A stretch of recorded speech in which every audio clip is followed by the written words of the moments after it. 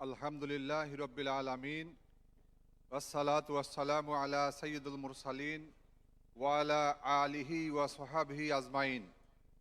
ঢাকা ৭ আসনের বাংলাদেশ জামাত ইসলামী মনোনীত তথা ১১ দলীয় জোট মনোনীত সংসদ সদস্য প্রার্থী হাফেজ এনায়েতুল্লাহর সমর্থনে আজকের এই গণসমাবেশের সম্মানিত সভাপতি, আজকের এই অনুষ্ঠানের সম্মানিত প্রধান অতিথি, ইনসাফের বাংলাদেশের অন্যতম রূপকার আমিরে জামাত ডাক্তার শফিকুর রহমান, উপস্থিত জাতীয় নেতৃবৃন্দ, সাংবাদিক বন্ধুরা এবং ৭ আসনের ভাই ও বোনেরা, আসসালামু আলাইকুম ওয়া রাহমাতুল্লাহি ওয়া বারাকাতুহু।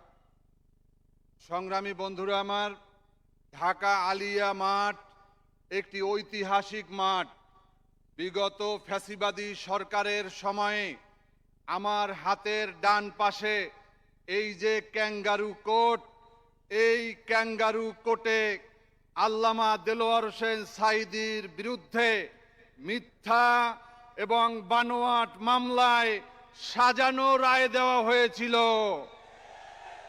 এই ক্যাঙ্গারু কোর্টে বিএনপির চেয়ারপারসন বেগম খালেদা জিয়ার বিরুদ্ধেও মিথ্যা এবং ভিত্তিহীন রায় দেওয়া হয়েছিল।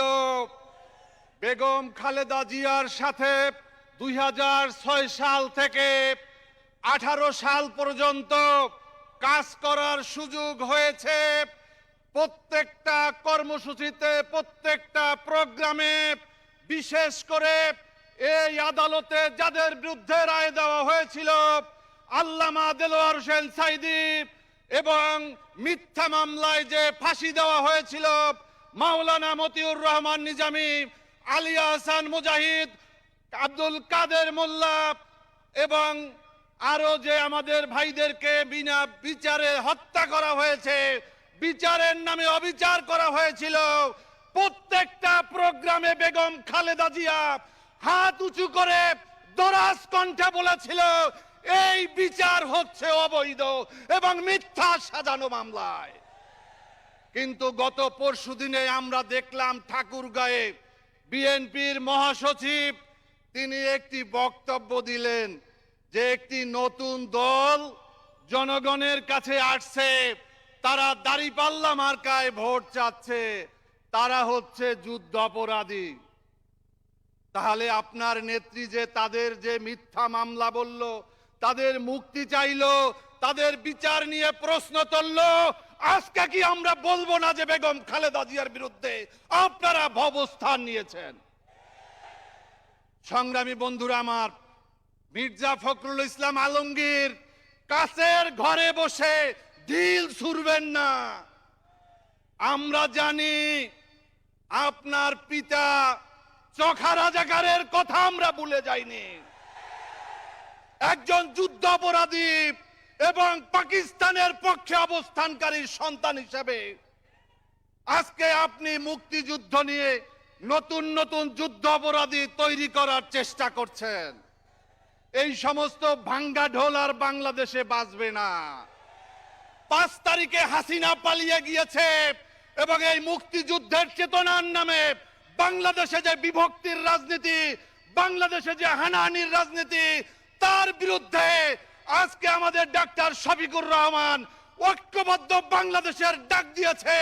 তাই বাংলাদেশ লিবার পার্টি, আমরা বিএনপি ছেড়ে আমরা এখানে অবস্থান নিয়েছি। বন্ধুরা, আগামী ১২ তারিখে ইসলামী ছাত্র শিবির যেভাবে ৫টি ক্যাম্পাসে বিজয় অর্জন করেছে, আমরা জামাত ইসলামীর নেতৃত্বে আগামী বাংলাদেশে আগামী ১২ তারিখে এই জাতীয় সংসদ নির্বাচনেও বিজয় ছিনিয়ে আনবো ইনশাআল্লাহ। আর একটা কথা বলে শেষ করব। আব্দুল্লাহপুর থেকে শুরু করে সদরঘাট পর্যন্ত বিগত আওয়ামী লীগের সময়ে আওয়ামী লীগ, যুবলীগ, ছাত্রলীগ, স্বেচ্ছাসেবক লীগ, শ্রমিক লীগের যে অফিসগুলো ছিল, আপনারা সবাই জানেন কোন কোন জায়গায় অফিস ছিল। এই অফিসগুলো এখনো আছে, কিন্তু নাম নাই। নাম চেঞ্জ হয়ে গিয়েছে, লীগের জায়গায় দল হয়েছে। আমরা শুধুমাত্র এই ক্ষমতার হাত বদল চাই না, আমরা একটা অর্থবহ পরিবর্তন চাই।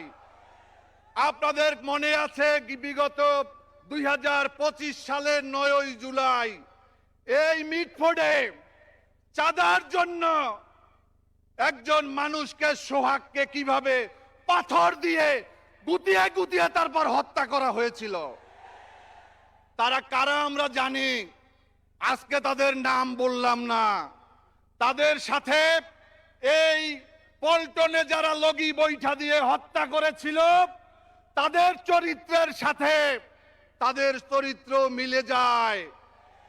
বিগত 5 তারিখের পরে বিগত 17 বছরের ফ্যাসিবাদের বিরুদ্ধে, দুঃশাসনের বিরুদ্ধে, গুম খুন আয়নাগরের বিরুদ্ধে যেই শক্তিটি আন্দোলন সংগ্রাম করেছে, যেই শক্তিটি 17 বছর এলাকাতে থাকতে পারে নাই, ঘুমাতে পারে নাই মামলার কারণে, আজকে তারা প্রত্যেকটা এলাকাতে, প্রত্যেকটা অঞ্চলে আতঙ্ক হিসাবে তারা আবির্ভূত হয়েছে। বন্ধুরা, এরা যদি ক্ষমতায় যায়, ক্ষমতায় যাওয়ার আগেই তাদের এই অবস্থা, তারা ক্ষমতা পেলে কি করবে আপনারা সিদ্ধান্ত নেবেন। আমার বক্তব্য এখানে শেষ করছি। আল্লাহ হাফেজ। বাংলাদেশ জিন্দাবাদ, বাংলাদেশ লেবার পার্টি জিন্দাবাদ, ঐক্যবদ্ধ বাংলাদেশ জিন্দাবাদ, জিন্দাবাদ।